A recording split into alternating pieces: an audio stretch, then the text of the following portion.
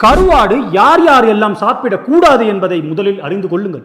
கர்ப்பிணிகள், உயர் ரத்த அழுத்த பிரச்சனை உள்ளவர்கள், சிறுநீரகங்களில் பிரச்சனை உள்ளவர்கள், சருமத்தில் பிரச்சனை, முடக்குவாத வலி மற்றும் மூச்சு விடுவதில் சிரமம் உள்ளவர்கள் யாவரும் இவற்றினை உண்ணுதல் கூடாது. கருவாட்டினில் நிறைந்திருக்கும் அதிகப்படியான உப்புச்சத்து உடலில் அதிக அளவு நீரினை தக்க வைத்துவிடும். இதனால் இரத்த அழுத்தம் உயர்ந்து இதய நோயாளிகளுக்கும் சிறுநீரக நோயாளிகளுக்கும் பாதிப்பினை ஏற்படுத்தும். ப்ரீ எக்லாம்சியா நிலை, அதாவது ஒரு கர்ப்பிணியின் உடலில் இந்த இரத்த அழுத்தம் அதிகமானால் கருவிற்கு இரத்தத்தினை கொண்டு செல்லும் இரத்த குழாய்கள் சேதமடைந்து கரு வளர்ச்சியே தடைப்பட்டு விடலாம். கருவாட்டினில் அதிக அளவில் இருக்கும் பியூரின் யூரிக் ஆசிட் என்ற ஒரு கலவையாக மாறி முடக்குவாதத்தை அதிகரித்து மூட்டுகளில் வலியினை மிகுதியாக்கிவிடும்.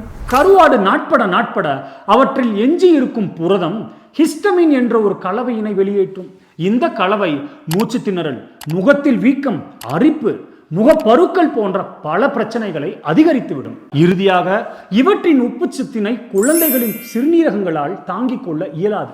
இது அவர்கள் உடலின் கனிமங்களில் மாற்றத்தை ஏற்படுத்தி வலிப்பினை கூட ஏற்படுத்தி விடலாம். ஆக கருவாட்டு பிரியர்களே, சூதானமாயிருங்கள். நன்றி.